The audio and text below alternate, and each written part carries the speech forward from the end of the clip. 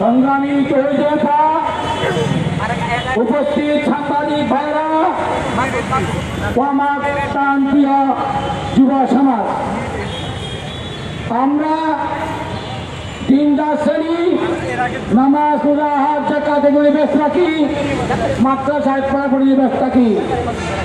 দুর্ভাগ্যের বিষয়, আমাদের দেশে এক এক সময় এক এক ব্যক্তি সরকার ক্ষমতা আসে, তা দেশের সন্ত্রাস দমন করতে পারে না, দেশের রাজ্য বন্ধ করতে পারে না, চুরি বন্ধ করতে পারে না, অগ্নিসন্ত্রাস বন্ধ করতে পারে না, তারা দেশের বিরুদ্ধে ষড়যন্ত্রকারী এনজিও নিষিদ্ধ করতে পারে না। যার কারণে তার প্রতিবাদে আমাদেরকে বারবার মাঠে নামতে হয়, ছাত্রে আসতে হয়। সংগ্রামী জনতা, সরকারকে বলতে চাই, আপনাদেরকে জানিয়েছি, এসকন কোনো ধর্ম নয়, এসকন একটি জঙ্গি সংগঠন। তারা সংগঠিত হয়েছিল ইউরোপে, আর তার প্রশিক্ষণ সেন্টার হচ্ছে ইসরায়েলে। ইসরায়েল এবং সন্ত্রাসী কট্টর মৌলবাদী হিন্দুদের সমন্বয়ে এই সংগঠন মুসলিম নিধনের কাজে ব্যস্ত।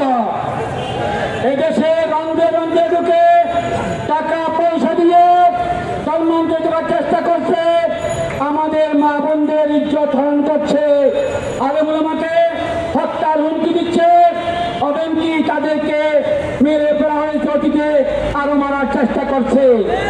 গতকাল দেখলাম আমাদের কয়েকজন আলোচক, কয়েকজন তহবিলদারী নেতার ছবি দিয়ে তারা করস চিহ্ন দিয়ে হুমকি দিচ্ছে।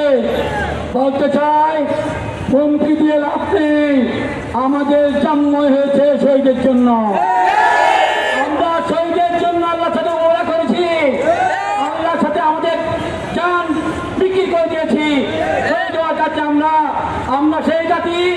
মোহাম্মদ বিন কাসিম ভারতবর্ষের একজন অবলা নারীর নির্যাতনের কান্নায়, তার আহ্বানে মোহাম্মদ বিন কাসিম যে আরব থেকে এসেছিল, আমরা সেই জাতি। অত আমাদেরকে মৃত্যুর ভয় দেখাবেন না, হুমকি দিবেন না। আরেকটি কথা বলতে চাই, আমাদের মেইনস্ট্রিম মিডিয়া দেশের ক্ষমতার কাছাকাছি ভাবে সংগঠন, রাজনৈতিক দলগুলো এবং সরকার, ক্ষমতাধীন সরকার আমাদেরকে নসিহত করেন, উপদেশ দেন, দেশে আপনারা যদি তাদের বিরুদ্ধে বেশি বাড়াবাড়ি করেন, নৈরাজ্য সৃষ্টি হবে এবং সাম্প্রদায়িক সম্প্রীতি নষ্ট হবে। বলতে চাই, 850 বছর ভারতে মুসলমানরা শাসন করেছে, একটি মন্ত্র মন্দির ভাঙে নাই, কোন অন্যায় ভাবে যুদ্ধ ছাড়া কোন হিন্দু মহিলা, হিন্দু নারী দর্শিত হয় নাই। যুদ্ধের ক্ষেত্রে যুদ্ধ হয়েছে, যখন যুদ্ধ ছাড়া কোনো হতাহত হয় নাই। তার প্রমাণ বাংলাদেশের বর্তমান আমাদের হাটারি মাদ্রাসার পাশে মন্দির আছে, কোনদিন হানাহানি হয়নি। এসব দেখাবেন না, এসব মিথ্যা আপনার টাকা গেছে স্তনের, এবং আপনারা তলে তলে আওয়ামী লীগের সাথে পিঠ করছেন, উপর দিয়ে আমাদেরকে দেখাচ্ছেন অমুককে গ্রেফতার করো। এই আওয়ামী লীগ সরকারের সেকেন্ড হ্যান্ড এবং তার অদৃশ্য শক্তি এসকন নামি দিয়ে দেশে অগ্নিসন্ত্রাস, এদেশে তথ্য সন্ত্রাস, এদেশে আপনার নারী নির্যাতন, মুক্তিযুদ্ধ চলছে। অতএব এরাও সেই আওয়ামী লীগের দূষর, তাদেরকে নিষিদ্ধ করতে হবে, অন্যথায় আমাদেরকে উৎসাহ করবেন না।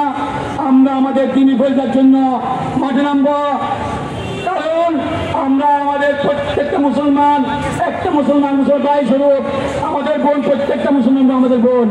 আমার বোনের যে ধর্ম হবে, আমার মধ্যে ইমাম নিশ্চয়িত হবে, আমারই মধ্যে খতিব লজ্জিত হবে, আমরা বই থাকবো, তা হতে পারে না।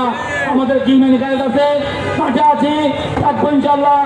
আজকে আবার ইসলামের পক্ষ থেকে বিট আসছে, আমি আবার ডাকবেন ইনশাল্লাহ, মাঠে নামবো ইনশাল্লাহ।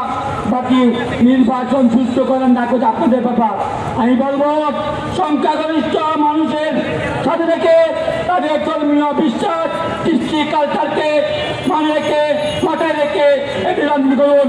আর নয় সংখ্যালঘুর ভোট আপনারা পাবেন না, মিথ্যা দোহাই দিয়ে তাদের ভোটের আশায় দেশকে বিক্রি করে দিয়েন না। দেশকে বিভ্রান্ত করিয়েন না। আল্লাহ তাআলা আমাদের সবাইকে তৌফিক দান করুক। এখন আপনাদের সামনে আজকে সমাপনী দোয়া করবেন আমাদের